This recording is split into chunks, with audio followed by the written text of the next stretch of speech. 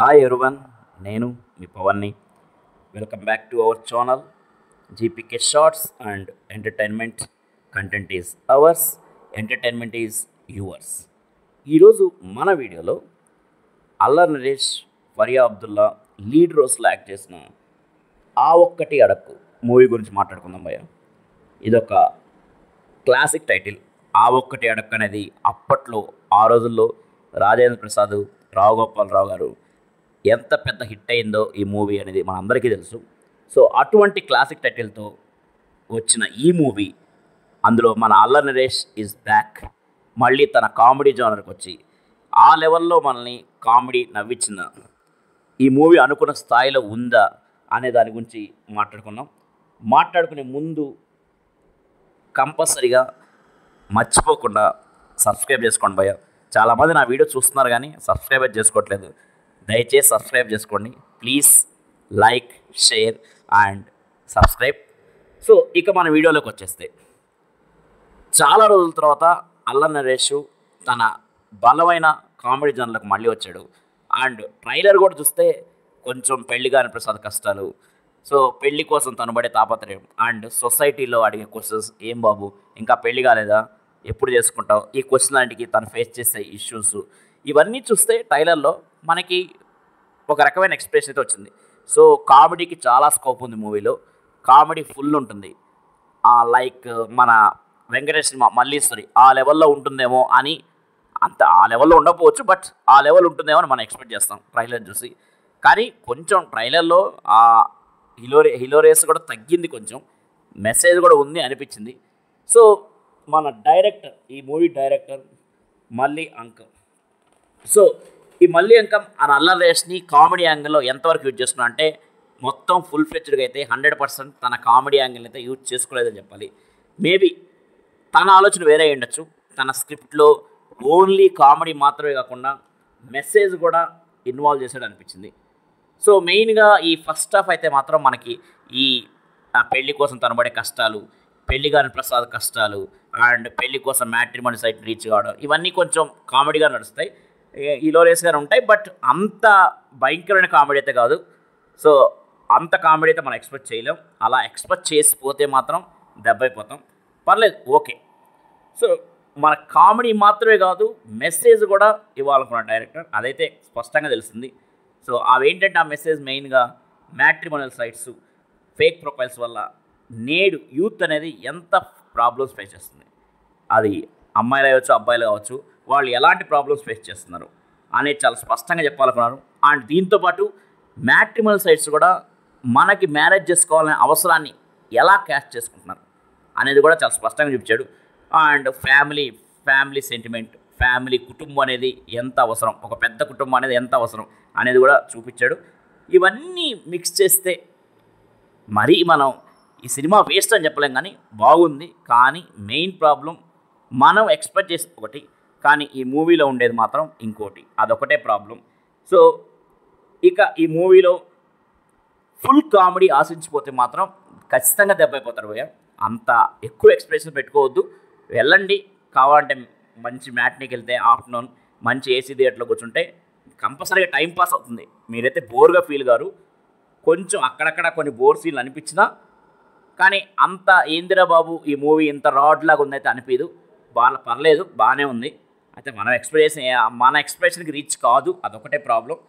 So కామెడీతో పాటు, అంటే comedy కొంచెం తక్కువే ఉంది, కామెడీతో పాటు love, action, sentiment, cement, concrete, ఇసుక, ఇవన్నీ కూడా ఉంటాయి భయ్య.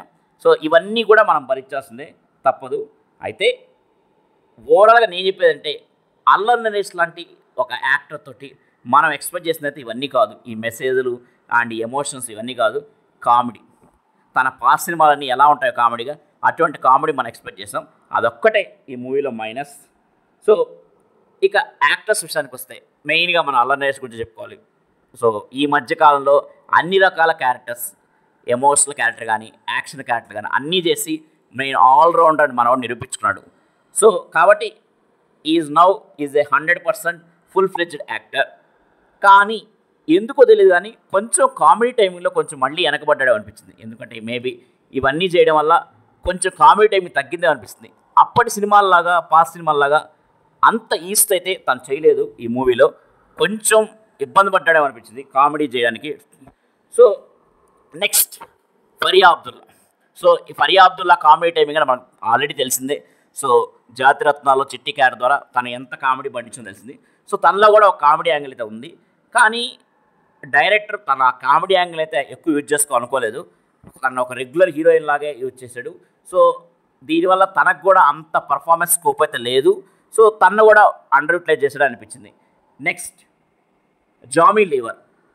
మన నరేష్ అలా నరేష్ మా మరదలుగా చేసింది. తనైతే చాలా బాగా చేసింది. అండ్ ఆ కామెడీ టైమింగ్ చాలా బాగుంది. ఎందుకంటే జామీ లీవర్ అనే తను ఆల్రెడీ మనకి హిందీలో తెలిసిన ఫేమస్ కమెడియన్ జానీ లీవర్ తన డాటర్. సో తను బాగా చేసింది. అండ్ నరేష్ వాళ్ళ అమ్మ క్యారెక్టర్ చేసింది కూడా తను కూడా బాగా చేసింది, పర్లేదు. ఈ రిమైనింగ్ యాక్టర్స్ అందరూ చాలామంది ఉన్నారు, వస్తారు అలా వెళ్తుంటారు, మేము ఉన్నామని చెప్తారు వెళ్తారు, అంతేగాని వాళ్ళు అంతకన్నా ఎక్కువ స్కోప్ చేసింది అయితే ఏం లేదు. మెయిన్గా రవికృష్ణ, హరియానా, వెన్నెల కిషోర్, హరితేజ, వైవాహర్ష వీళ్ళందరూ పొటెన్షియల్ తగ్గట్టయితే ఎవరిని యూజ్ చేసుకోలేదు భయ ఆ director. So all are underutilised. అందుకే మంచి కాంటెంపరీ కాన్సెప్ట్ అయినా సరే ఈ మూవీ అవుట్పుట్ మాత్రం యావరేజ్ స్టాకే వచ్చింది. ఎందుకంటే కాంటెంపరీ టాపిక్ ఎందుకంటే పెళ్ళి గురించి పడే తాపత్రయం, సెటిల్మెంటు ఇవన్నీ ఇప్పుడు యూత్కుండే కాంటెంపరీ టాపిక్స్. సో కాబట్టి కానీ ఎక్కువ ఎలాగో ఎక్కడ ఉండాల్సిన సినిమా వీటన్నిటి వల్ల ఈ యాక్టర్స్ని సరిగ్గా యూజ్ చేసుకోవడం వల్ల యావరేజ్గానే మిగిలిపోయింది. So music by Gopi Sundar. Music బాగానే ఉంది, ఓవరాల్గా మ్యూజిక్ అయితే బాగానే ఉంది. ఒక 2-3 సాంగ్స్ కూడా కొంచెం బాగానే ఉన్నాయి.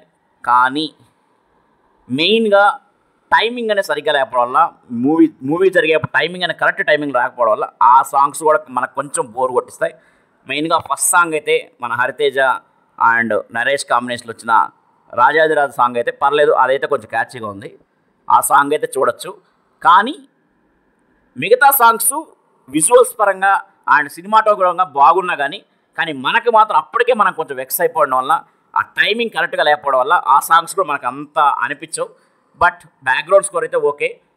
నెక్స్ట్ మెయిన్గా ఇంకోటి సినిమాటోగ్రఫీ అండ్ ప్రొడక్షన్ వాల్యూస్ అన్నీ కూడా ఈ మూవీకి తగ్గట్టే ఉన్నాయి. అండ్ వాటి విషయంలో అయితే మాకు డిసప్పాయింట్ లేదు.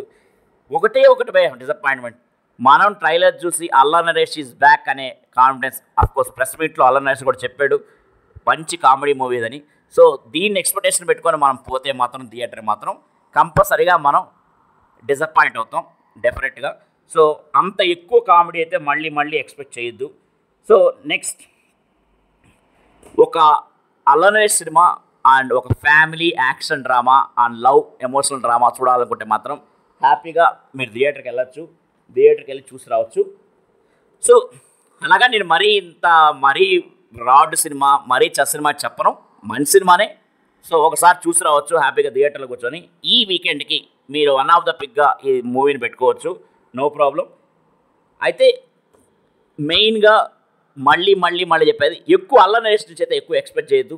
ఏ యాక్టర్ నుంచి కూడా తన పొటెన్షియల్ తగ్గట్టు ఎక్కువ ఎక్స్పెక్ట్ చేయొద్దు. మనం అలా చూసామా ఉండాలి అంతే. సో అలా అయితే ఈ మూవీ మిమ్మల్ని అయితే కంపల్సరీగా ఎంగేజ్ చేస్తుంది. So this is brief review about ఆ ఒక్కటి అడక్కు. మరి సినిమా హిట్టా కాదా అంటే మాత్రం ఆ ఒక్కటి మాత్రం అడగద్దు భయ్యా మనం. సో ఇది హిట్కి ఫ్లాప్కి మధ్యలో అటు ఇటుగా కొట్టుకుంటుంది. సో అదైతే మనల్ని అడగద్దు, ఆ ఒక్కటి అడగద్దు. So thank you, bye.